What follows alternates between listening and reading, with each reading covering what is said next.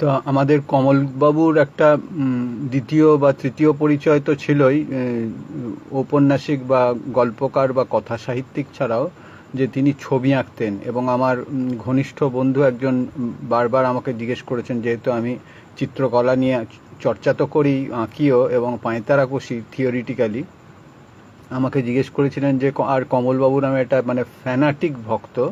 ফলে সে জিজ্ঞেস করেছিল যে কমলবাবুর ছবি সম্পর্কে আমার অভিমত কী।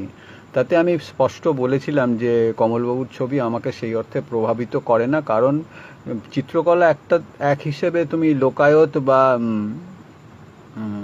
তোমার এথনিক লিমিটের বাইরে চলে গেছে, কারণ তার একটা কার্তেসিয়ান ভাঙনের গল্প আছে। সে অবয়বকে ডিস্টর্ট করে এবং সেটা পিকাসোর পর চিত্রকলার ইতিহাস একটা আন্তর্জাতিকীকরণ হয়েছে, মানে ওয়েস্টার্নাইজেশন হয়েছে।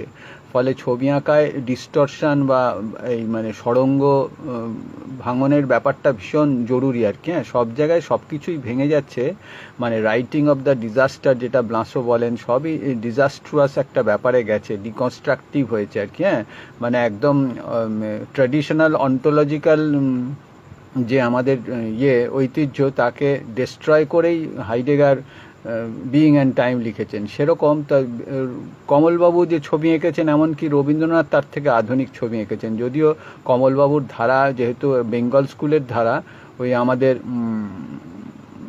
সত্যজিৎ রায়ও ওর ছবির অঙ্কন নৈপুণ্যে মুগ্ধ ছিলেন, এবং সত্যজিৎ রায় হিমসেলফ ভালো আঁকিয়ে হলেও আসলে ভীরু আঁকিয়ে, ফলে তিনিও পিকাসোর ওই স্পেসটায় ঢোকার সাহস পাননি, যে ওই ধরনের ভাঙচুরের মধ্যে যায় না।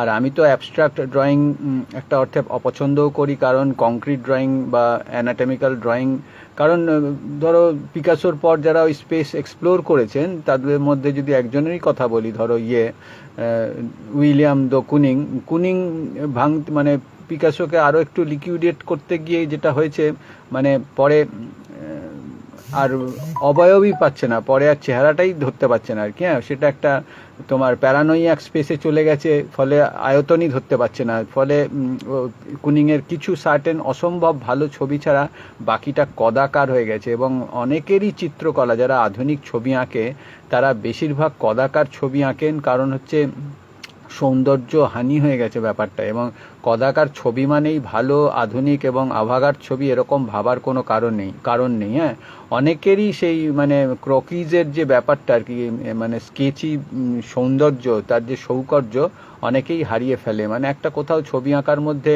তোমার ইজিপশিয়ান সেই বিশীর্ণ সৌন্দর্যটাও সংরক্ষণের প্রশ্ন আছে। যাই হোক, এবার কমলবাবুর ছবি আমাকে খুব ইমপ্রেস না করলেও, যেহেতু খুবই লোকায়ত ছবি এবং পটচিত্রের মতো বা বেঙ্গল স্কুলের একটা ঘরানা আছে, পিকাসোর পরের যে স্পেস সেটা এক্সপ্লোর করেননি।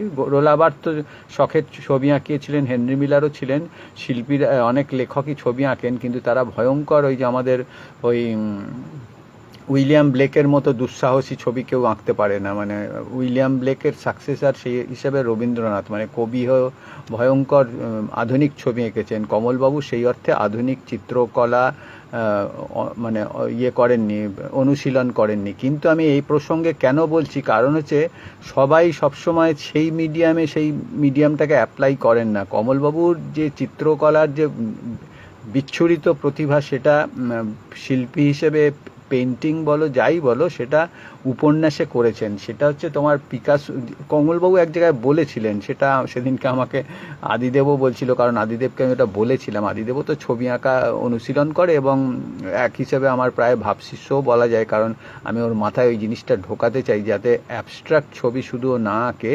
ফিগারেটিভ দিয়ে ডিস্টরশন বা ভাঙনটার মধ্যে ধরে। কারণ এটা সাংগঠনিক অন্তর্গত নিহিত একটা পৌত্তলিক কাঠামো থাকা ভালো। হ্যাঁ, সেটাই সরঙ্গ, সেটাই তোমায় একটা মানে, যেমন ধরো তুমি বিইং অ্যান্ড টাইম, সেটা যে বিইং মানে যেটা নির্বস্তু অস্থি, মানে পরম অস্থি, ব্রহ্ম সত্য আর বাকি সব মিথ্যা। মিথ্যা মানে আমরা সবাই মিথ্যা, সে তো বটেই, কারণ হচ্ছে আমরা ব্রহ্ম অবধি পৌঁছতে পারছি না বা ওই অন্টোলজিক্যাল এক্স্যাক্টনেসে পৌঁছতে পারছি না, কিন্তু আমরা একটা মাধ্যম, আমরা ডিজাইনরা এক ধরনের মাধ্যম যে ব্রহ্মকে চেস করতে পারে বা ব্রহ্মের সঙ্গে সে সম্ভাষণে আসতে পারে। সেই হিসেবে ওই কমলবাবু একটা জিনিস বলেছিলেন যেটা খুব ইন্টারেস্টিং, যে আমি কার্যত বা ভার্চুয়ালি তোমার অ্যানালিটিক কিউবিজমে বিশ্বাস করি। এই কথাটা আমি তো একটা খুব অবস্কিউর জায়গায় পড়েছিলাম কমলবাবুর কোনো একটা প্রবন্ধ বা কিছুতে।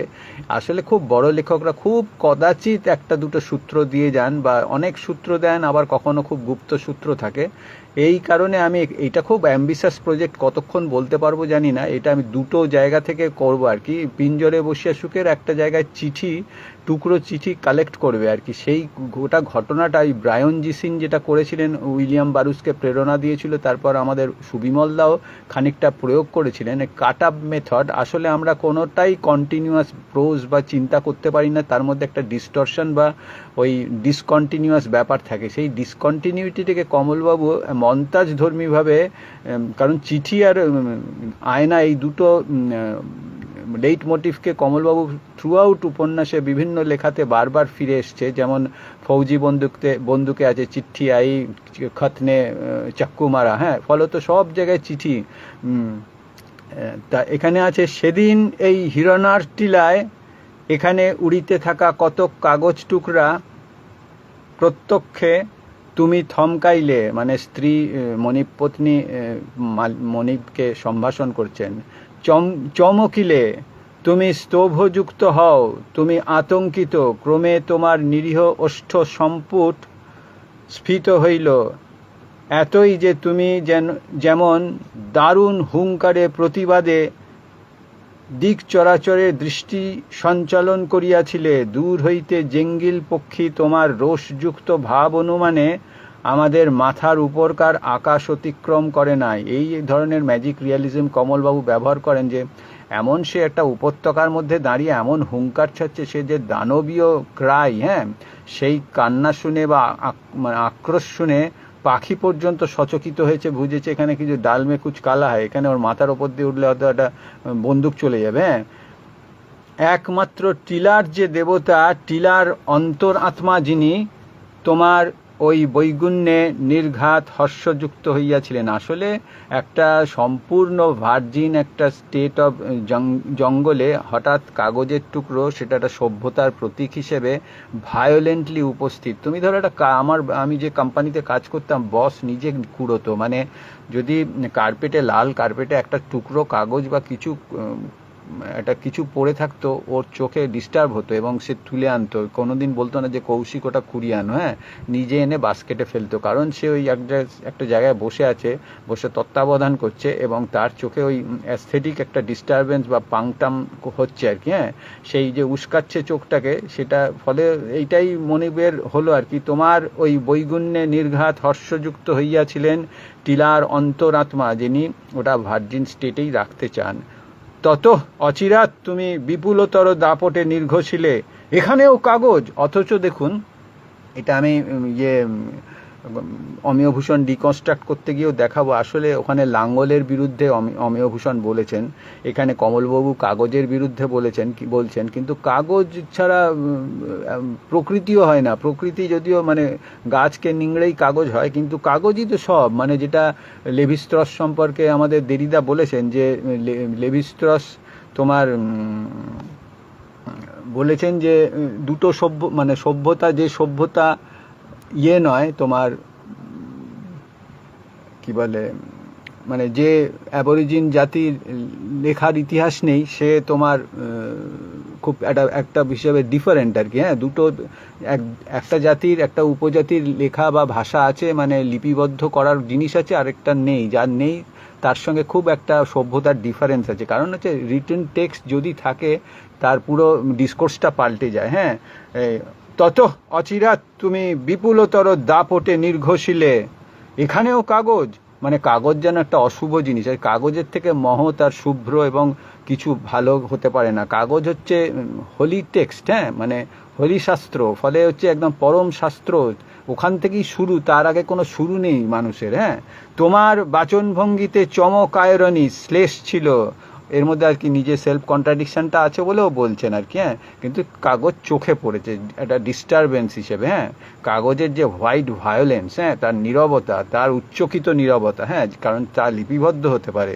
অথচ তুমি শান্ত, অথচ তুমি নাটকীয়ভাবে দাঁড়াইলে শিশিরবাবু যেমন ফুটলাইটের সমক্ষে, ফলে তুমি তোমার ওই বাচন ভাবকে তুমি নির্বাক করিলে। এই তো কমলবাবু যে কোনো সময় থিয়েট্রিক্যাল একটা স্পেসে চলে যান। হ্যাঁ, তোমার সব কিছুতে কেমন এক দুর্বার খামখেয়ালি ফের, কিয়দংশে মজার মনে হইলেও আমি উদ্বিগ্ন, আমি ধন্ধে আছিলাম যে তোমার মনুষ্যজাত দর্পিত জিহ্বায় ঈদৃশ হা হন্ত বলিয়া উঠিল যে এই মহাস্থানের কুমারিত্ব বিনষ্ট হইল, আমি কলঙ্কিত করব নম্র সাদা কাগজের কুমারী স্তব্ধতা। এখানে কাগজ কুমারী নয়, এখানে হচ্ছে অরণ্য কুমারী।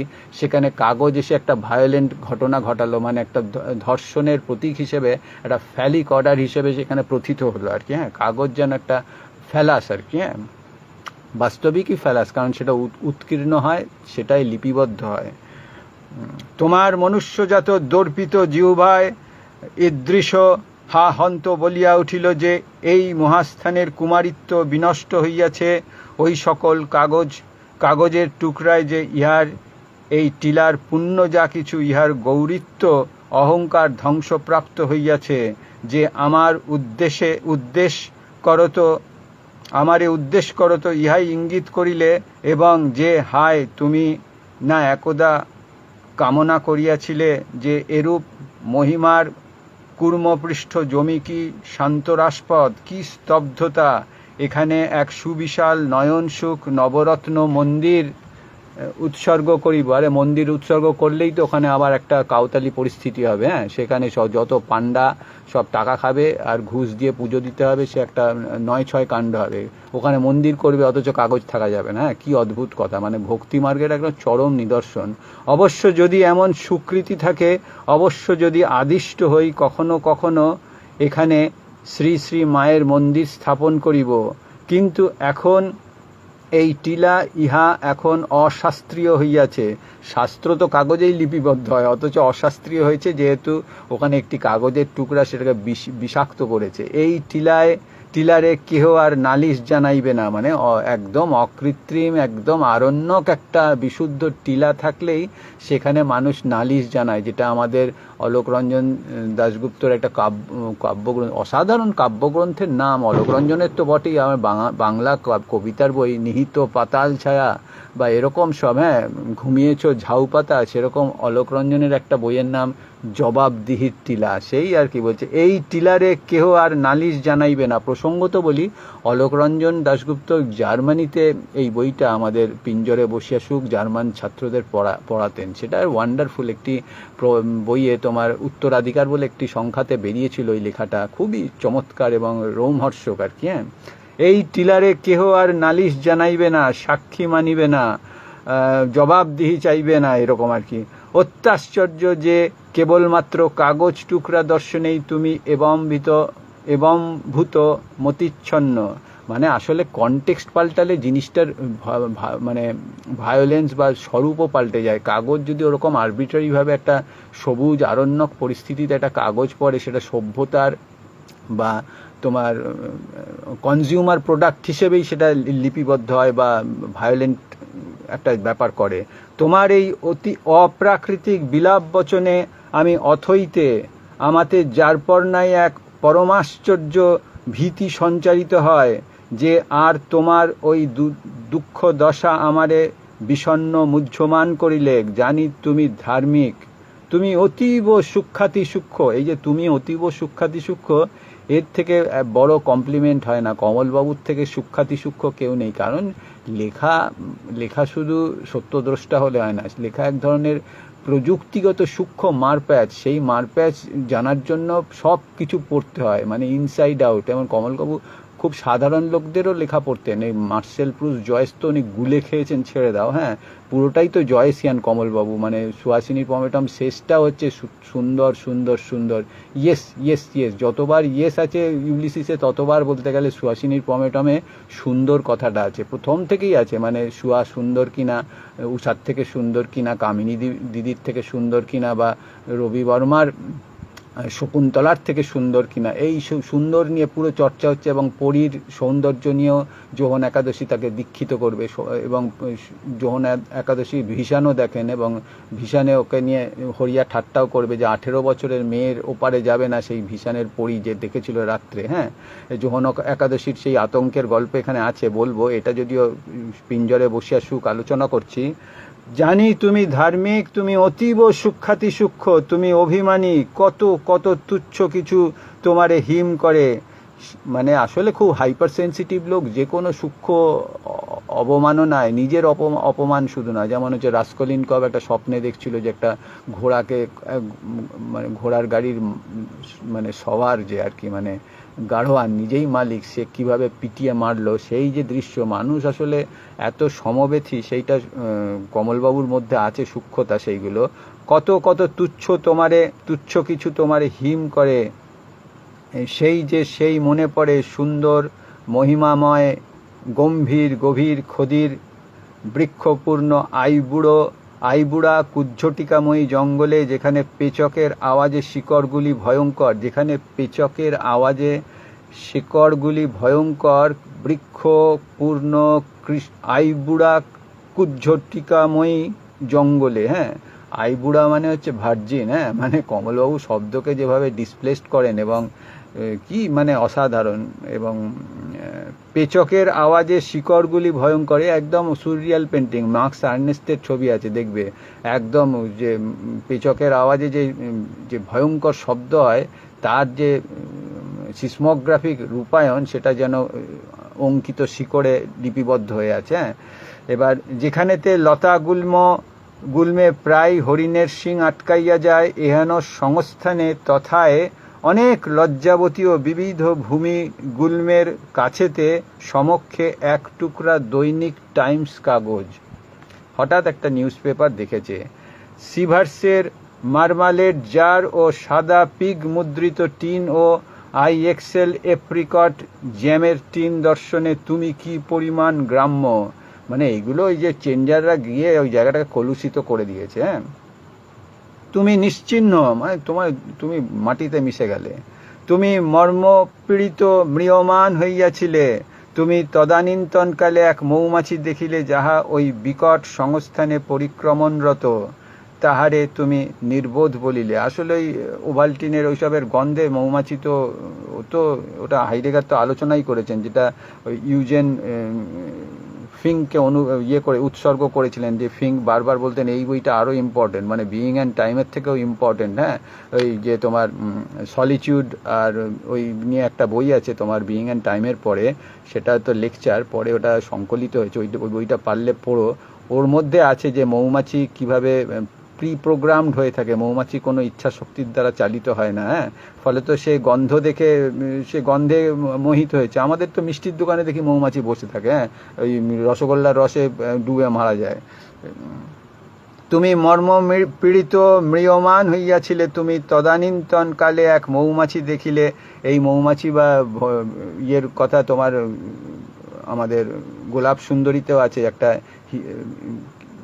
একটা তোমার ঝিনকির যে ঝর্ণা, সেটা শুকিয়ে গেছে, তাতেও তখনও ঝর্ণার আওয়াজ পাওয়া যায়, কারণ ওখানে ওই মৌমাছিরা গুঞ্জন করে, তারা ওই যেন কল্পনা করে এখনও জল আছে আর কি। হ্যাঁ, এইটা অনেক সময় ভ্রম হয়। একটা কার আলোচনায় শুনছিলাম যে তোমার, ওটা কমলবাবু অনেক আগে লিখেছেন, সেই আলোচনায় হচ্ছে কোনো গাছ যদি অপসারিত হয়, তারপরেও পাখিরা এসে ওই গাছকে খোঁজে আর কি। হ্যাঁ, তারা গাছটাকে দেখতে পায়। আসলে আমরা মানুষ বা যে কোনো প্রাণী হ্যালুসিনেটারি জগতে বাস করি। আমরা বেশিটা হ্যালু দেখি আর বাকিটা বাস্তব। মানে রিটার্ন টু থিংস দেমসেলভসের আসল আহ্বানের কারণ হচ্ছে আমরা যেন হ্যালুসিনেশনের বিয়ন্ড যেতে পারি আর কি। হ্যাঁ, যাতে এক্স্যাক্ট সায়েন্সে পরিণত হয় আমাদের দৃষ্টি বা পর্যবেক্ষণ। সংস্থানে পরিক্রমণরত, তাহারে তুমি নির্বোধ বলিলে, তুমি বিভৎস দুশ্মনী উহাতে দেখিয়াছিলে তুমি ধার্মিক যেহেতু, অথচ মজার কথা এই হয় যে তোমার তাঁবুতে এইরূপ আধারের দোকান সাজানো, অথচ তো শিকার করতে গেছে এবং তাঁবুতে ওই ওভালটিন ইত্যাদি সবই আছে। হ্যাঁ, তোমার তাঁবুতে এইরূপ আধারের দোকান সাজানো, এই দোকান কথাটা কি ইন্টারেস্টিং, মানে ডিসপ্লেটা এমন যে মনে হচ্ছে একটা দোকানই খুলে বসেছে। হায় সেই দিন তুমি ও তোমার প্রিয় বন্ধুদ্বয় জোসেফ কিরণ চৌধুরী ও ভবানী সি বাসু হরিণের পশ্চাৎধাবন হইতে পর্যন্ত বিরত হইলে, সূক্ষ্ম তত্ত্বে তখন তুমি বানবিদ্ধ, ওই যে আমাদের যে বাল্মীকি বানবিদ্ধ ইয়েকে দেখে মন্ত্র উচ্চারণ করে উঠেছিল, সেই বানবিদ্ধ আর কি। হ্যাঁ,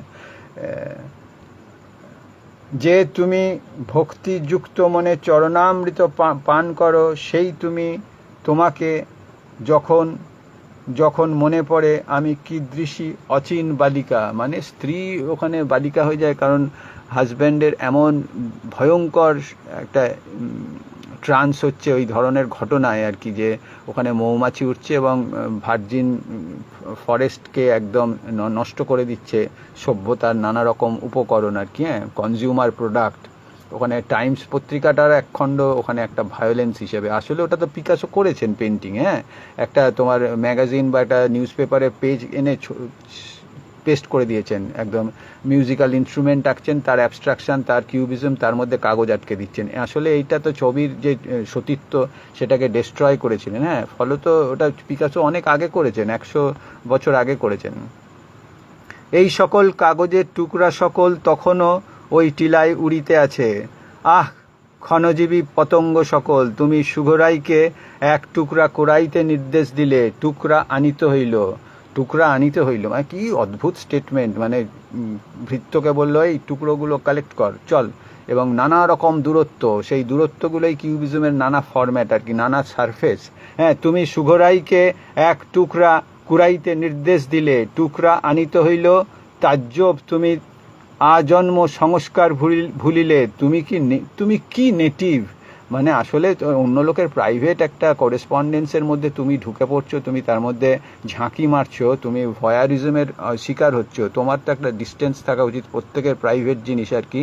আনিত টুকরা পাঠে তুমি অতিমাত্রায় বিক্ষুব্ধ, কি এক বেদনা তোমাতে স্ফুটমান হইতে চাহিল, তোমাতে বাক্য বৈখরি হইল, অথচ কিন্তু ঝাপটা হাওয়াতে উহা গোঙানির ন্যায় শোনায়। যেহেতু ওরকম একটা প্রাকৃতিক ঝোড়ো পরিবেশে রয়েছে, যে শব্দ মুখ থেকে ছিনিয়ে নিয়ে হাওয়া চলে যাচ্ছে আর কি, সেটা গোঙানির মতো শোনালো। কমল কুমার এত ডিটেলকে প্রত্যক্ষ করতে পারেন বা রেজিস্টার করতে পারেন, এটাই রাইটিং।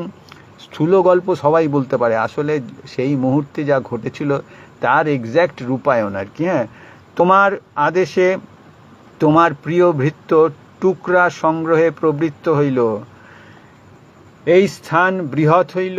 কেন বৃহৎ হইল? যে একটা সামনে রয়েছে, একটা অনেক দূরে, আবার যেহেতু সবকটা টুকরো খুঁজছি বা চাইছি, তখন আরও চোখকে চারিদিকে বিস্তার করছি। এটা আসলে মাকড়সার যে চোখ, যেটা নিচ্ছে আলোচনা করেছেন, যে মাকড়সা বিচ্ছুরিত চোখে দেখে, এবং দ্বিতীয়ত যে চোখ আসলে আমাদের ঠিক দৃষ্টির জন্য তৈরি হয়নি, যেমন কান। হ্যাঁ, কানও আসলে দৃষ্টির জন্য, কান ভুলক্রমে কান মানে তোমার শ্রুতি ইন্দ্রিয় হয়েছে, আর চোখ ভুল করে দৃষ্টি বা অপথ্যালমোলজিক, ওটা একটা ইন্টারমিঙ্গল ব্যাপার ছিল।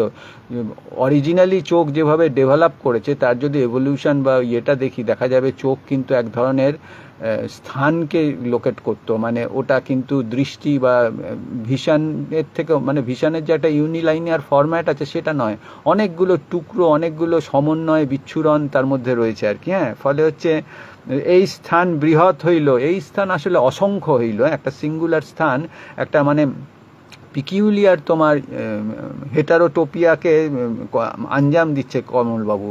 যে অন্যপক্ষে আমি স্ত্রীলোক মাত্র সতত পৃথিবীরে দোষারোপ করিতে ইতস্তত থাকি, অবশ্য আমি মদীয় গণ্ডদেশে তর্জনী স্পর্শ করিয়াও করি না। কি অপরূপ যে গালে একটা টোল পড়েছে, টোলের তর্জনী ছোঁয়নি, ওই যে মাঝখানে যে দূরত্ব, হ্যাঁ, যে গ্যাপ, সেটা এত ফ্যাসিনেটিংভাবে চিত্রার্পিত, একটা ফ্রিজ শট আর কি। হ্যাঁ, যে এবং তোমার যেন একটা অগ্রের পেন্টিং আর কি। হ্যাঁ, যে এবং তোমার পাইপ সত্ত্বেও আমি বিব্রত নহি, তোমারে আর আমি নেটিভ বলি নাই, আমি শুধু তোমার পাইপের হস্তি দন্ত শ্বেত বিন্দু কোনো এক দামি পাইপে রূপ থাকে, নিষ্পলকে দেখি যে সেই ডোম বালক ইতোমধ্যে মহা উৎসাহে ছুটিয়া ছুটিয়া কাগজ সকল কুড়াইতে আছে। এ দৃশ্য, এটা একদম পিকাসোর পেন্টিং, মানে টুকরো টুকরোগুলো সমন্বয় করে একটা ছবি তৈরি করছে আর কি। হ্যাঁ, একদম কমল কুমার রাইটিংয়ের মধ্যে তার চিত্রকলার যে উইজডম, যে স্বাধীনতা, সেই হরাইজনটা এখানে ব্যক্ত করেছেন। ও ছবি আঁকাতে ওটা হয়নি। হ্যাঁ, এর দৃশ্য ভয়ঙ্কর, ডিজাস্ট্রাস, যার জন্য অন্য জায়গায় শুভ রায় এর একটা চিহ্ন দেখতে পেয়েছিলেন যে একটা ব্যাংকে থেঁতলে মেরেছে, বলে এটা কি বিমূর্ত আধুনিকতা, কি বিভৎসতা, এটা নির্ঘাত শুভ রায় দ্বারা সম্পন্ন হইয়াছে। শুভ রায় একজন অ্যাবস্ট্রাক্ট পেন্টার আর কি, হ্যাঁ, ডেস্ট্রয়ার। এ দৃশ্য ভয়ঙ্কর, এ দৃশ্য বিশ্রী, যে তাহার আদরের তিতির পাখিটি এখন খাঁচা ছাড়া, উহাও মহা আমোদে তাহারে অনুসরণ করে, কচিত কখনো বা উড়িয়া কখনো পদব্রজে, মানে যখন অনেক দূরে শুভরাই ছুটে যায় তখন পাখি আর ওর সঙ্গে পদব্রজে ফলো করতে পারে না, তখন উড়ে তাকে ফলো করতে হয়। হ্যাঁ, এই দৃশ্য দারুণ খেলা, এটা খেলা মানে আমাদের ক্রসওয়ার্ড পাজেলের মতো, শব্দ বা অক্ষর বা টুকরো খুঁজে এনে জমা করা আর কি। হ্যাঁ, ঠিকভাবে সাজানো। যে তুমি দু চারখানি টুকরা পাঠে ইহাই পড়িলে লাভ লেটার। আশ্চর্য, ওই কথার কোনো প্রতিধ্বনি ছিল না। এই স্পেস যেখানে উপত্যকা, যেখানে একটা শব্দ করলেও ধ্বনি প্রতিধ্বনি হয়, কোনো কারণে সেটা হয়নি। মেঘ সকল নিঃসংকোচিত্ত ছিল। এবার তুমি এখন আড়ষ্টভাবে উচ্চারিলে লাভ লেটার, কিছু প্রতিধ্বনি শ্রুত হয়। যেই না তুমি নিরীহ শিশু কণ্ঠে ঘষিলে লাভ লেটার, এইবার দিকে দিকে এই শব্দ প্রতিধ্বনিত হইল। আসলে ওটা সিনেমা হয়ে যাচ্ছে। কমলবাবু যখন করেন অতি প্রাকৃতিক দৃশ্য সিনেমা হয়ে যায়, কারণ কমলবাবু যা কিছু লেখেন সেটা সিনেমার ইন্টারমিডিয়ারি দিয়ে ওটা মানে প্রতিসরিত হয়ে আমাদের কাছে আসছে, ওটা সরাসরি লেখা হিসেবে আসছে না। মানে একটা সিনেমাটিক অবসেশন কমলবাবুর টোটাল ভাষ্য বা ডিসকোর্সকে নানাভাবে আক্রান্ত করে রাখছে। ঘষিল লাভ লেটার, শিশুর স্বর নিবন্ধন, উহাতে শ্লেষ ছিল না। আশ্চর্য, আসলে বিস্মিত আর কি। আশ্চর্য, মেঘ অপসারিত হইল, আমরা দুইজনে দূরে দূরে অজানিতেই অসহায়ভাবে নয়ন ফিরাইলাম। মানে তখন চোখাচোখি হওয়ার একটা অবস্থায় নেই, এত এম্বারেসিং একটা পরিস্থিতি। আমরা বহু দূরাগত গন্ধসমূহ পাইলাম। এবার যে যার নির্জনতায় প্রবেশ করলো, যে যার গুপ্ত অতীতে প্রবেশ করলো, যে বহু দূরাগত গন্ধসমূহ পাইলাম, এটা দেজাভু স্টেটে চলে যাচ্ছে। হ্যাঁ, হ্যালুসিনেটারি, যে এবং দুর্জয় অপরিমেয় অতুলনীয় ঘ্রাণ শক্তি ক্রমে বহু যুগের অতীতের স্বর শুনিলাম, এক প্রমত্ত জোয়ান কাব্যবীজ, দুস্তর গোপনতা ভাঙিয়া যাহা আসিতে আছে। আসলে আনকনসাস সাবকনসাস আনফোল্ড হচ্ছে, এরকম একটা আকস্মিকতায় আর কি। হ্যাঁ, এই যে জোড়াতালি দিচ্ছে টুকরো কাগজগুলো চাকরকে মানে নির্দেশ দিয়ে, অতঃপর তুমি টিলার দিকে পুনর্বার অবলোকন করো, তুমি সম্বলহীন তবু আদৃতভাবে এখানে সেখানে পারিপার্শ্বিকতার কত গাছ, কত লতা ধুলা উড়া হৃদয়ঙ্গম করিলে, যে ও তুমি কেমন যেমন ব্যর্থতায় ইহাতে যে আমি মা জননীকে স্মরণ করিতেছিলাম। তুমি মথের ব্র্যাকেটে পতঙ্গ, তুমি নির্বিকার, তুমি মথের তুল্য নির্বিকার দারুভূত আছিলে তৎকালে। আর সেই বালক কখনো কখনো তাৎপর্যপূর্ণ জিগির দিতে থমকায়, মানে ওই যে ওইখানে আরেকটা, মানে সে খুঁজছে তো চোখ দিয়ে, এবং সবসময় ওটা হ্যালুসিনেট করছে, কখনো দেখতে পাচ্ছে কখনো নেই, বা কখনো হঠাৎ একটা চোখে পড়ছে আর কি। হ্যাঁ, ছোট টুকরো অনেক দূরত্বে, সেই জন্য জিগির দিচ্ছে আর কি। হ্যাঁ, ওই যার জন্য আমাদের লখাই একবার জিগির দিচ্ছিল যে পেচক তুল্য এমন শব্দ বিকেলকে রাত্র সৃজন করলো, মানে সে এত এক্সাইটেড যে সুহার বিউটি দেখে। হ্যাঁ, যে রবি বর্মার শকুন্তলার থেকেও সে অপরূপ সুন্দরী, সেই কনফিডেন্স, মানে সমালোচকের যে কনভিকশন, সেটাতে ও এমন একটা চিৎকার করলে যে সেই চিৎকারে নিজেই এম্বারাসড, নিজেই আতঙ্কিত হয়ে গেল। কারণ এই যে নির্জনতা সৃজন করার যে অসম্ভব একটা পাশবিক ক্ষমতা মানুষের মধ্যে আছে, সেইটা যখন সে করে রিভিল করে, তখন নিজেই সচকিত হয়ে যায়, মনে হচ্ছে এটা অপার্থিব কিছু সে আওয়াজ তুলেছে আর কি। হ্যাঁ, যেমন ওই ব্রুসলির শব্দ বা মাইকেল জ্যাকসনের শব্দ। হ্যাঁ, শাপদ সংকুল শব্দ। পুনরূপী আর এক খোঁজে তোমার ঘ্রাণ শক্তি, যাহা মানুষে কথনচিত তাহাই ক্রমবর্ধমান হইতেছে, মানে কুকুরের মতো স্নিফার ডগ হয়ে গেছে, যে সব কটা টুকরো ফরেন্সিক এক ধরনের এক্সপার্টাইজেশন থেকে খুঁজছে আর কি। ওই যে বালক বলছে তাৎপর্যপূর্ণ জিগির দিতে থমকায়, কখনো আপনারে ধিক্কার দিতে আছে, মানে বদদুয়া দিচ্ছে যে এই জিনিসটা মিস করে গেল, একটা হাওয়ায় উড়ে গেল, উপত্যকায় পড়ে গেল। কখনো বা হঠাৎ উৎফুল্ল, এই যে আর এক খণ্ড, মানে এক একটা টুকরো যে কত সিগনিফিক্যান্ট, কারণ ওটা ফসিল, তো ফসিলের যে স্কেলেটাল জিনিস পাওয়া গেছে ওগুলো জুড়ে জুড়ে একটা বিলুপ্ত প্রাণীকে অ্যাসেম্বল করা হবে, যে হচ্ছে কাইমেরা। এই চিঠি, ছিন্ন চিঠি, হ্যাঁ, ছিন্ন পত্রাবলী, এটা হচ্ছে কাইমেরা। সেই কাইমেরাকে না করলে তুমি একদম অরিজিনাল তোমার ওই 10,000 বিলিয়ন বছর আগে কুমিরের কঙ্কালকে আবিষ্কার করতে পারবে না। আবার পরিলক্ষিত হয় বালকের ছোট হাতখানি, সে নিজ ঢালু নিম্নে থাকার কারণে, মানে তাহার শরীর দেখা যায় না। ওই চড়াই উতরাইয়েতে এখন এই মুহূর্তে ওকে দেখা যাচ্ছে না। এখন ওতপ্রোত এই বিরাট নশ্বরতার মধ্যে, ফাঁকার মধ্যে উজাইয়া উঠে, তিলেক বাদেই সে ছুটিয়া আসে, যেমন তদীয় পক্ষী, যেমন পোকা ঠোঁটে দৌড়ায়। এই পোকা ঠোঁটে দৌড়ায় মানে খড়কুটো নিয়ে যেমন পাখি ওড়ে, চিঠি নিয়ে পাখি ওড়ে, সেরকম মানে পায়রার থেকে দিয়ে চিঠি পাঠানো, তো সেই ডাক ব্যবস্থার একটা স্মৃতি। পোকা ঠোঁটে দৌড়ায় যেমন পক্ষী, খুব সাদা সাঁওতাল গীতের লাইনের ব্যঞ্জনা যেমতবা। ওই ছোট্ট একটা ঘটনার মধ্যে যেভাবে গান গাওয়া হয় আর কি, গানের যে কথা, যে সূত্রে যে সেন্টিমেন্ট বা যে আবেগ বা যে ট্র্যাজেডি থেকে গীত হয় আর কি, যে বিরহ বেদনা থেকে গান করা হয়, গান লেখা হয়। আর যে তুমি ওই সকল সংগৃহীত টুকরা সুদক্ষ প্রতিভাধর মণিকারের ন্যায়, পরীর গল্প রচয়িতার ন্যায় বিচক্ষণতায় কাজল টানার যতনে সাজাইতে বসিলে, প্রত্যেক খণ্ডে নুড়ি চাপা দিলে, এবার তুমি অধিকতর চাতুর্যে নির্মাণ করিতে লাগিলে ইত্যাকার যে চিঠি সুবাসিত। এরকম পিকাসোর ছবি দেখেছি, যেটা নর্মাল, মানে পিকাসো হোক আর যেই হোক, সে যে, আমরা তো এক ধরনের র্যাশনাল অ্যানিম্যাল, আমরা একটা লজিকের বাইরে বা লোগোসের বাইরে যেতে পারি না।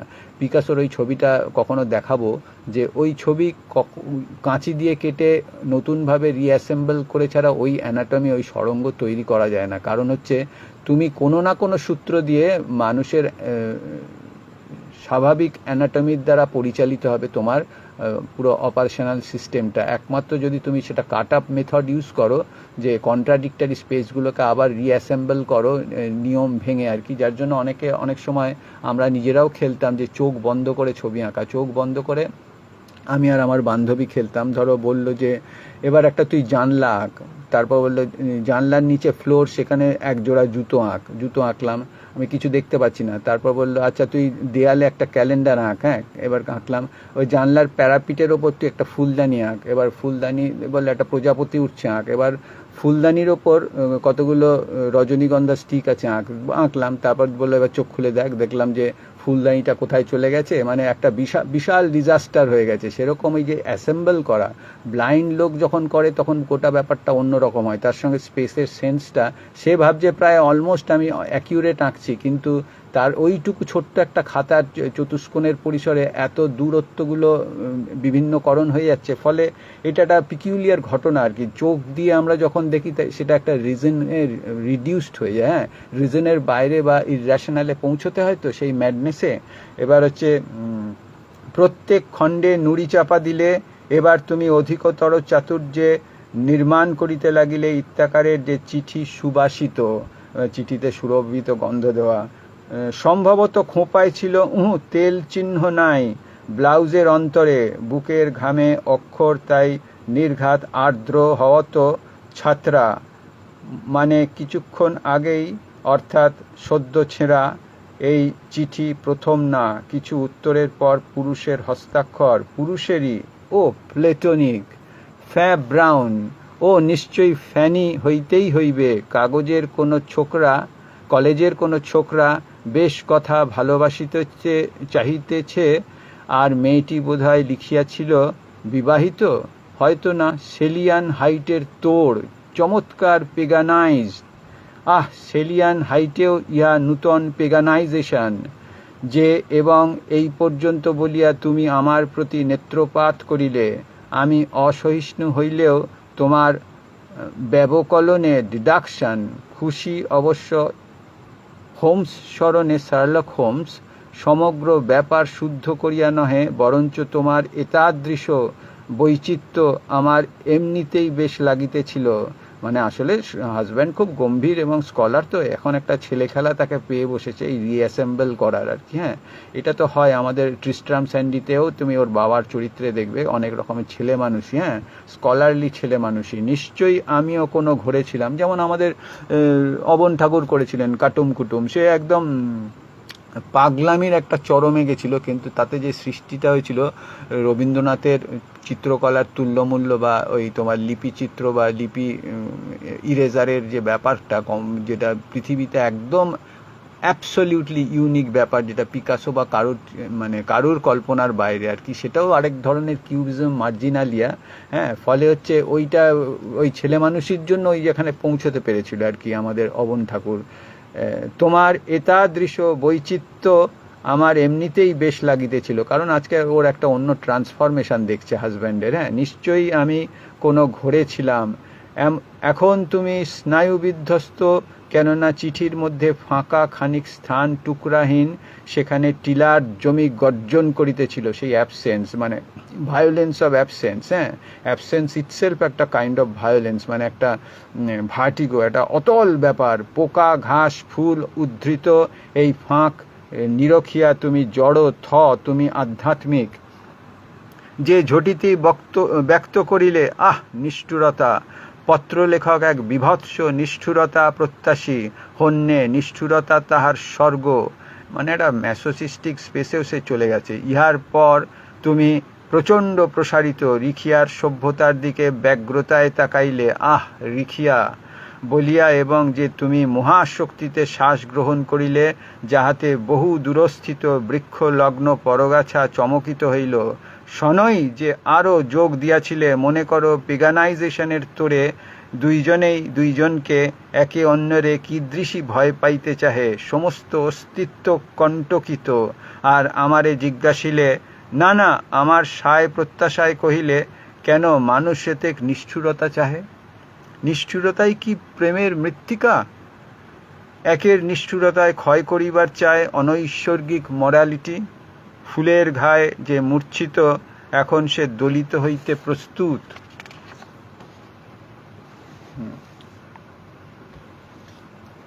এই যে টুকরো চিঠির যে সমন্বয়, সেই যে কিউবিজম, সেটা একটা অদ্ভুতভাবে আমাদের এখানে রয়েছে আর কি।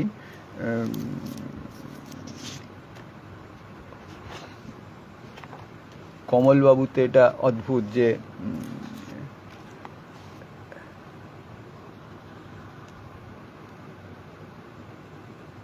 হঠাৎ শূন্য দৃষ্টিতে বলিল, পালে পার্বণের মদ। এটা হচ্ছে তোমার সুহাসিনীর পমেটম। কিভাবে আসলে আমি যেটা বলতে চাইছিলাম যে 40 কি 50% আমাদের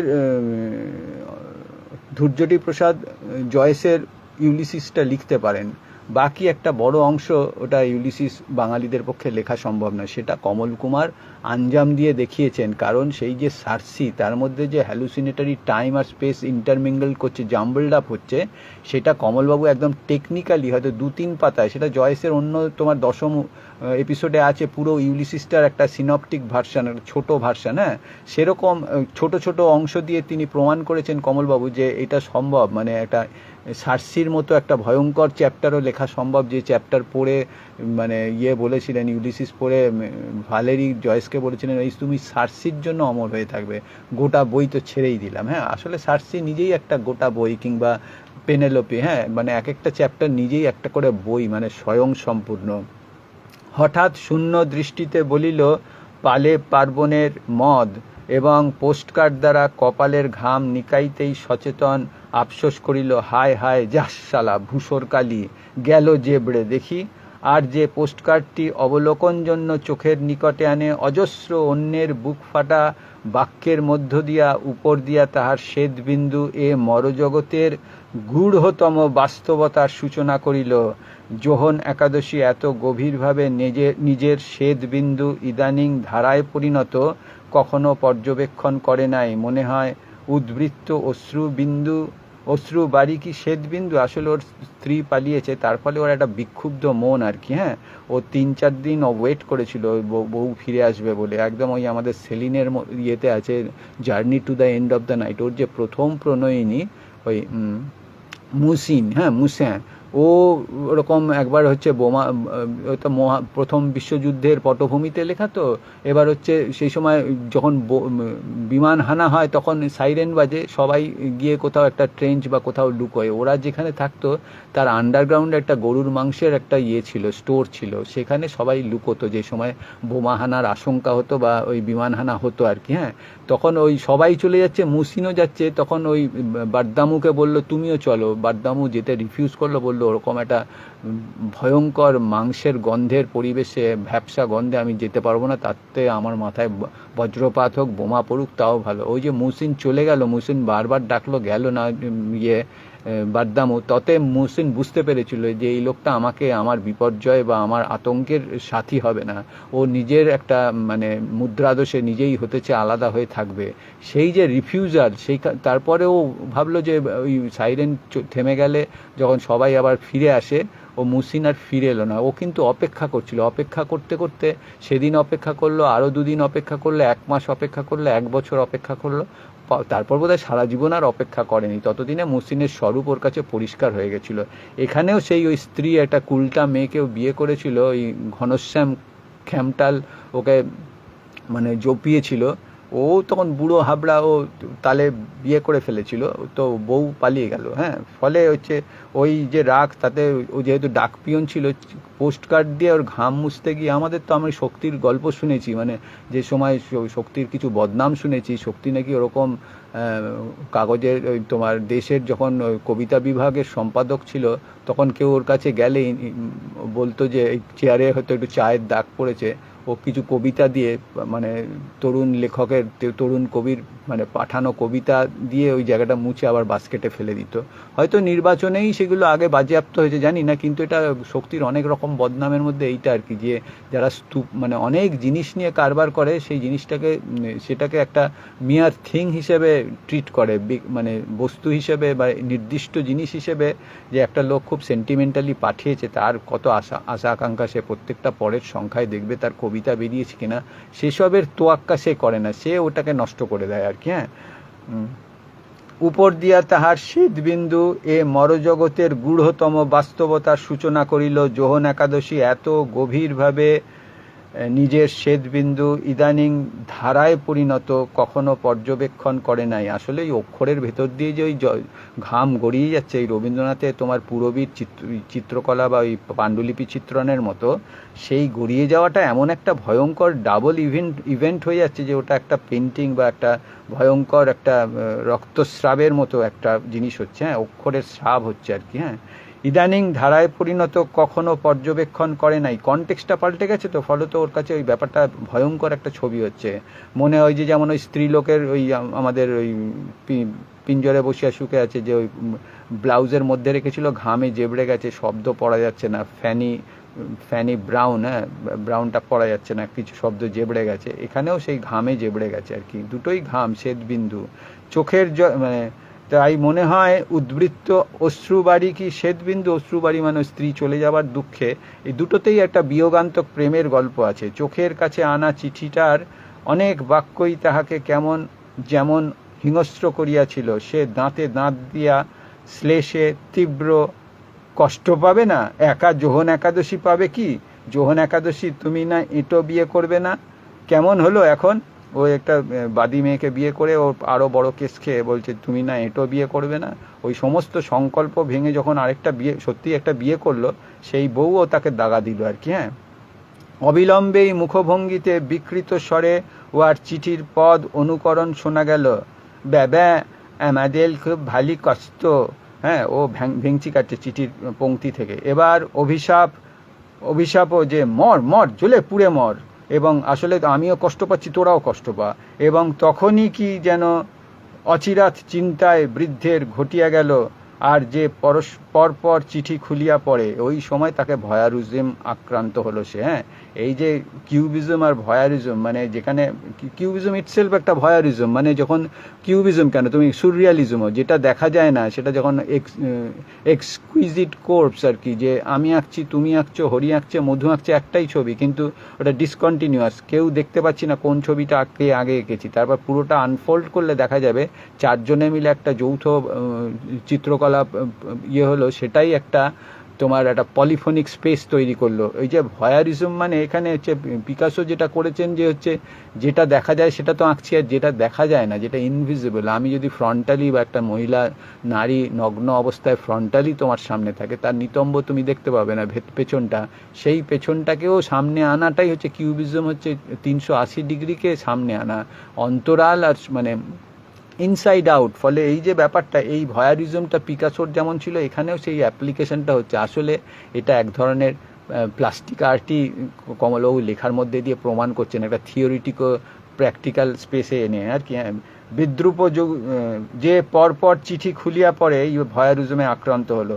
তির্যক বিদ্রুপ যুগপথ নির্গত হইতে থাকে, আকুতি, সম্প্রীতি, প্রার্থনা, ত্যাগ, স্বীকার, আবেগ, উন্মাদনা, স্বদেশ হিতৈষিতা, ক্ষমা, সন্তান সম্ভাবনা, চিকিৎসা, তীর্থযাত্রা, কাশীবাস, হিংসা, দেশ, আত্মীয়তা, দারিদ্র, বন্ধন, প্রিয়জন হারানো, শোক, পরাজয়, ক্রীড়া, বাৎসল্য, অন্য সংস্থান, দাসভাব, বন্ধুতা, সখিত্ব, রাজরোষ, ঋণ, ভীতি, জয়, পালাগানের নিমন্ত্রণ, ব্যতিক্রম, দম্ভ, সাধ সংবাদ, বাণিজ্য, চাষ, গুরুকৃপা, মোহ, আরও উপরন্তু নানাবিধ পত্র প্রতিপাঠে একদা বলিয়া উঠিল, ভগবান ভগবান ভগবান।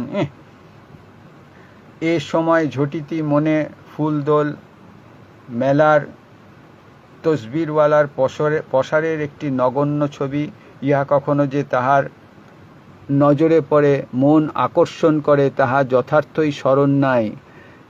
ইহাতে ছবিতে অতলান্তিক স্থৈর্যই সুধা, অথচ রেখা সকলের কোথাও দৃপ্ত নাটকীয়তা নাই, অবিমিশ্র সরলতাই শুধু ভাস্বর, বড় মাইক, বড় সহজ, তবু মানুষ যেখানে অপরিসীম বিস্ময়। জন্ম হইতে নিরন্তর মৃত্যু পর্যন্ত মানুষের দশার এক সুসংবদ্ধ চিত্র, ইতোমধ্যে নির্ধারিত সুখ দশা সকল অতীব প্রাকৃতিক। মানুষ নিশ্চয়ই হাওয়াস্পন্দিত হয়, মানুষ নিশ্চিত বাড়ি বর্ষণে দীর্ঘায়িত। আশ্চর্য যে নলিনী দলগত সংসারের রেশ এখানে ছিল না, মরদেহের অলৌকিক রহস্যময় অনন্ত প্রবাহ।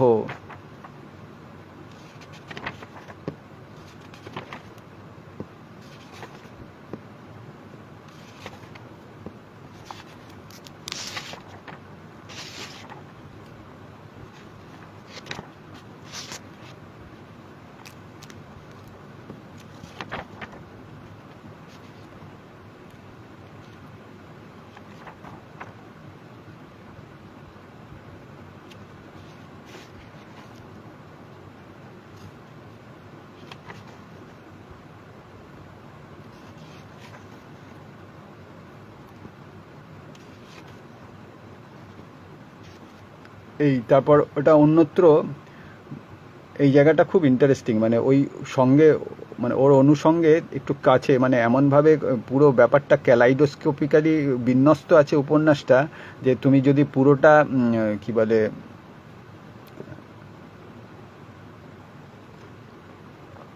সব শিরোনাম না লিখে রাখো পাতার, খুবই জটিল আর কি। তুমি ভূত বিশ্বাস করো, ওই দেখো ওই অক্ষয় মাস্টারের কাছে গেছে। অক্ষয় মাস্টার জলপটিতে অতি সন্তর্পণে লইয়া কঠিন অন্ধকার দর্শনে চুপ, যদিও বুঝে যোহন একাদশীর মুখ নিঃসৃত গন্ধে যে সে মদ খাইয়াছে। কিছু রূঢ় বলিতে তাহার মায়া হয়, এ কারণে যে বিগত পরশুদিন রাত 2টা হইতে আপন স্ত্রীর অপেক্ষায় সেদিন সারাটাই রাত, পরশুদিন রাত গতকালও একইভাবে কাটাইয়াছে। বউটি ফিরিয়া আসে নাই, নিশ্চয়ই উধাও হইয়াছে। ওই যে বলছিলাম, যোহন একাদশী ক্রোধে যে ঢালাই করা কড়াটি 4 আনা দিয়া তরশুদিন কিনিয়া আনে, কেননা তাহার বউ বলিয়াছিল, এক কড়া কিনে দাও, তোমায় মনের মতো চচ্চড়ি রেঁধে খাওয়াই। শুধু সেই কড়াটিকে অপয়াবোধে ভাঙিয়াছে। আসলে আক্রোশটা একটা কোথাও ব্যক্ত করার ইচ্ছা ছিল, তো তাই অক্ষয় মাস্টারের কিছু বলিতে মন সরিতেছিল না। অক্ষয় যদি এখন খুব অসুস্থ আর কি, হ্যাঁ, ম্যালেরিয়ায় আক্রান্ত। বেচারির দুর্দশা অবলোকনে জ্বর কম্পিত স্বরে সস্নেহে অনুনয় করে, ও কিছু নয়, পাখি টাখি ডাকছে, যোহন একাদশী, তুমি বরং বাড়ি গিয়ে ঘুমাও।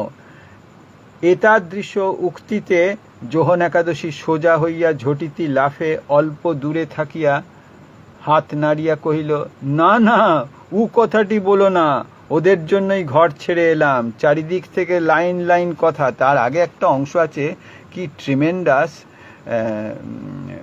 প্রগাঢ় ঘুমে অচেতন সুহাসিনীর অভিরাম নিঃশ্বাস উহার গোচরীভূত। এমত সূত্রে নিশ্চিত এই জিজ্ঞাসা, সে একদম আলবেয়ার কামুর মতো জিজ্ঞাসা, মানে ভয়ঙ্কর একটা আধুনিক আত্মপ্রশ্ন আর কি, হ্যাঁ, যে আধুনিককালে মানুষ কি সত্যই ঘুমায়? আধুনিককালে মানুষ কি সত্যিই ঘুমায়? যদি একান্তই যদি রিয়ালি ঘুমায়, তাহা হইলে কোন বিশ্বাসে, মানে যেখানে তোমার হিরোসীমা হয়ে গেছে সেখানে কোন বিশ্বাসে আধুনিক মানুষ ঘুমায়? একটা ঘুম তো একটা নিরাপত্তা বোধ থেকে, একটা নিশ্চয়তা থেকে ঘুমায়, শুধু তো ক্লান্তি থেকে ঘুমায় না। তাহলে আধুনিক মানুষ সত্যি কি ঘুমায়, না এক চোখ মেলে তাকিয়ে থাকে যে কোন বিপর্যয় হচ্ছে কিনা? হ্যাঁ, এখন হঠাৎ বৃদ্ধ পুনঃ চমকিয়া বলিল, ওই যে মাস্টারবাবু, কত কত লোক, পাচ্ছ শুনতে?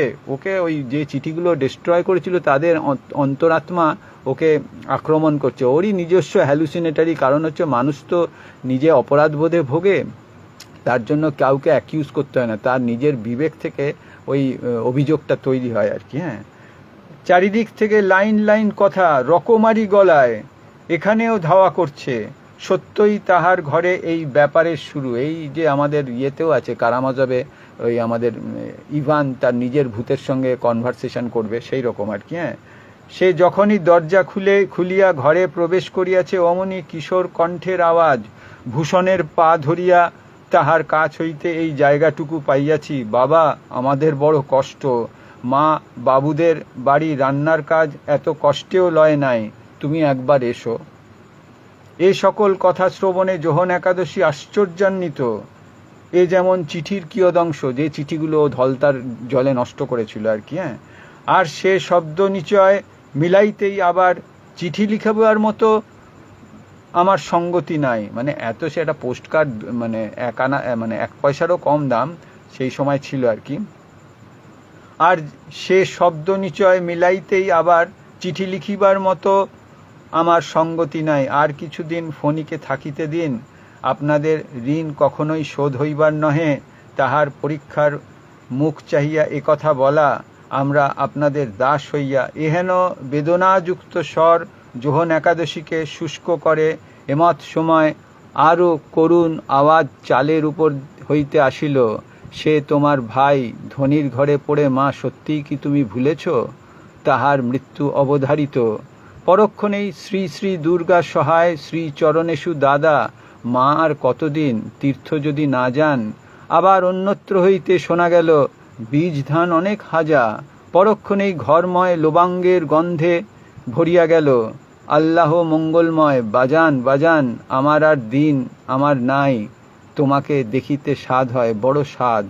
যোহন একাদশী নেশার ঘরে যাহার জন্য মুখে জল পর্যন্ত দেয় নাই, তাহা বুঝি কাটিয়া যায়। অনেক নেশার ঘোর বুঝি কাটিয়া যায়। অনেক কষ্টে দেহ সঞ্চালনে ওই সকল বাক্য নিচয় ঘাড় হইতে, মানে যে ওই ডাকিয়ার যে জিনিসটাও বহন করতো, সেই ঘাড় হইতে যেন ফেলিয়া দিবার চেষ্টা করে। মানে পিঠেতে টাকার বোঝা তাকে যাবে না ছোঁয়া, ওই টাকাটা আসলে কথা, মানে ডিসকোর্স, মানে ওই একদম যে ডাকিয়া বা ওই পিয়ন যায় হরকরা, আসলে সে হচ্ছে সিসিফাসের মতো একটা পাথর বহন করে, যে মানুষের দুঃখ কষ্টের যে বেদনার লিপি, সেই লিপি সে কাঁধে করে নিয়ে যায় দূর দূরান্তে। হ্যাঁ, ফলে ঘাড় হইতে যেন ফেলিয়া দিবার চেষ্টা করে। অধুনা সে একটি ঢোক অপসারণের পর বলিয়া উঠে, তোমাদের আমি কি করেছি? তোমরা কি পেয়েছো আমাকে? তোমাদের গলা এত কাঁদো কাঁদো কেন? ইহার উত্তরে ধ্বনিত হইল, আতরদাসী চ্যালেঞ্জশীল, এবার নিতেই হইবে, শীঘ্র আইস। অতঃপর আমাদের বংশ সবাই জানে, আমার কন্যা সুন্দরী, পণ নিশ্চয়ই দিব। এতাদৃশ অহংকারকে পুনরায় কাতর প্রার্থনা বাধা দেয়, ভগবান আপনার পূর্ণকে শীঘ্রই সুস্থ সবল করিয়া দিন, এই আশা। সঙ্গে সঙ্গে বড়বাবু, আমার বড় মামাবাবু, আমার বড় জামাইয়ের একটা কাজ পূর্বোক্ত মেয়েলি গলাকে ছাপাইয়া আবৃত্তি হইল, জয় পরাজয় আছে, ভাঙিয়া পড়িলে চলিবে না, ভগবান আছেন, দেশই ধ্যান জ্ঞান, বল বীর চির উন্নত মম শির। কিছুক্ষণ পরেই স্ফুটমান হয় রাজরস কি, রাজরস যে কি তাহা আমাদের পরিবারের মতো কেহ বুঝে নাই। তোমার দাদা আজ দ্বীপান্তরে, তুমি বৃথা সময় নষ্ট করিও না, বিসিএস দাও। ইহার পর তুমি অষ্টম গর্ভের সন্তান, অনেক আশা, 70 এর জন্য প্রস্তুত হও। আবার বাবার বড় ইচ্ছা ছিল আমাদের মধ্যে কেউ তাহার আত্মার সদ্গতি নিমিত্ত ওং গয়াধামে পিণ্ডদান। ইহার অন্তে মহা নিখোঁজ, মানে অ্যাবসলিউট ডার্কনেস, মানে যেটা বলে টাইম ইমেমোরিয়াল থেকে যেন উত্থিত হলো, হইতে সূত্রপাত হইল, আমি বড় অভাগিনী, তুমি যে তুমি, স্ত্রীলোকের ইহকাল পরকাল একমাত্র গতি থাকিয়াও নাই, বড় লাঞ্ছনা, বড় অত্যাচার, ইচ্ছা হয় সরজুর মতো কেরোসিন দিই। যোহন একাদশী এহেন ক্ষোভজনিত বচন কানে পৌঁছাইতেই কহিল, না না, আমার দিব্যি না, এবং বলা শেষ করার তখনই বৃদ্ধের কণ্ঠশোষ আরম্ভ হইল, কেননা অল্প বয়সী মেয়ের অভিমান ঘরময় ঘনাইল।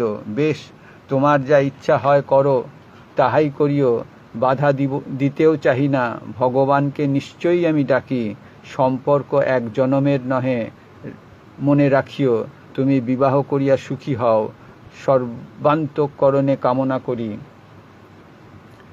এবংবিধ নানা মনোভাব অন্যজনা সাহস পাইয়া কহিল মনোভাবে, মনে রেখো, শিব পূজা আমার বৃথা হইবে না, আজ নয় কাল কিংবা পরজন্মে। তখনই একটি যুবক বলিল, জানি তোমরা শহরে মানুষ, গ্রামাঞ্চল ভালো লাগে না, তোমাদের বাড়ি থাকিয়া লেখাপড়া করা আমি চাই না।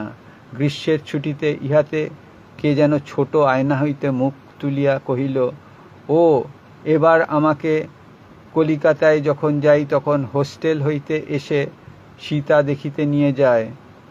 ঘোড়াগাড়ির মধ্যে জানলা বন্ধ, ও আমাকে বারবার চিকি চিস দিয়াছিল, মানে কিস, হ্যাঁ, চিকি কি আর চিসের চিকি চিস দিয়াছিল। কানাকেষ্টর গান কি বলবো। বাড়ি পৌঁছুতে বর্দি বলিল, কিরে রোদে পুড়ে এলি, গাল লাল, ইটি আসি, ই তারপর ইংলিশ, তারপর তারপর টি, আসি মানে 8080, মানে আগেকার দিনে ওরকম চিঠিতে ওরকম অ্যাব্রিভিয়েশন লেখার একটা ব্যাপার ছিল। অতঃপর সন্ন্যাসী অনেক পুণ্যে হয়, তাহার অংশ আমি লইব না। হাসপাতাল, স্কুল এইসবে দিও না, মন্দির করিয়া দিও, অনেক শান্তি। তোমার পুত্র এইভাবে ছাড়িয়া যাইবে তাহা ভাবিতে পারি নাই। তাহার ইচ্ছা, ডাক্তাররা প্রাসণ্ড। বেশ কথা, আমি হাইকোর্ট, প্রিভি কাউন্সিল পর্যন্ত। ম্যাট্রিকের রেজাল্ট যোহন একাদশীকে সমস্ত কথাবার্তা ক্রমশ সঙ্গীন করিয়া তুলে। সে যে কি করিবে স্থির করিতে পারিল না। একদা সংকল্পে অধীর যে এখনই সে ধলতার পুলে যাইবে, যেখানে সে প্রত্যেকটি চিঠি পড়িয়াছে।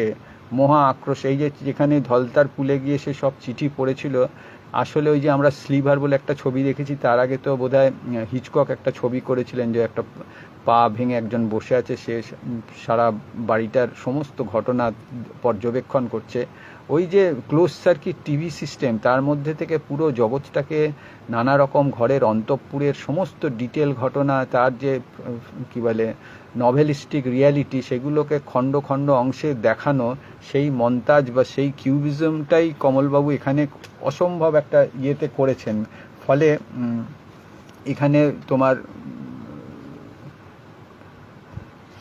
মানে ওই যে জাক্সটাপোজিশন, তার একটা নাট্যরূপ, তার একটা অপেরার চেহারা আছে, যার জন্য অন্যত্র মানে ওই তোমার পিঞ্জরে বসিয়া সুখে বলছেন, কিন্তু পরক্ষণেই মণিপত্নী আত্মস্থ হইলেন, কেননা তাহাতে আভাসিত ইহা যে সেই দিনকার এই চিঠির টুকরার পাশে বসিয়া তাহার প্রেমাস্পদ স্বামী নিজ ভাবুকতার সূচনা করিয়াছিলেন। যথা ধরো অবশ্য বলা যায় কোনো এক অলিখিত অপেরার মহতি দৃশ্য। এইটাই হচ্ছে, এই দুটোই হচ্ছে কোনো এক অলিখিত অপেরার মহতি দৃশ্য। এটা সিনেমা, মানে কমল কুমার যা লিখেছেন পুরোটা সিনেমা। হ্যাঁ, হয়তো তোমার মনে হইবে বড় খুকু কল্পনা, তবু একদল স্টেজের অন্তে আসিল, অঙ্গুলি নির্দেশে খণ্ডপত্র সকল দেখাইল, তাহারা ক্রন্দিত নয়নে কুড়াইতে লাগিল, এবং এইরূপ কুড়াইতে হাত বহুবার চমকাইয়াছে, এক এক খণ্ড চমকপ্রদ মনোভাব প্রকাশিয়াছে, কখনো বা মসৃণ হাতকে ভ্রমবশত যে উহা পত্রখণ্ড, কতবারই না একে অন্যের হাত কেহ ধরিয়া থাকে। খণ্ডিত পত্র সকল উড়িতেছে দ্রুত পদক্ষেপে, তাহারা আছে এমন, তাহাদের বসন চেহারায় যেমন পাথরে নির্মিত, এইভাবে ক্রমে তাহাদের বসন পাংশু মলিন বর্ণ ধারণ করিল। তাহারা প্রেক্ষাগৃহের একুইস্টিকে নতুন বর্ণাঢ্য সংজ্ঞা তথাপি দিল।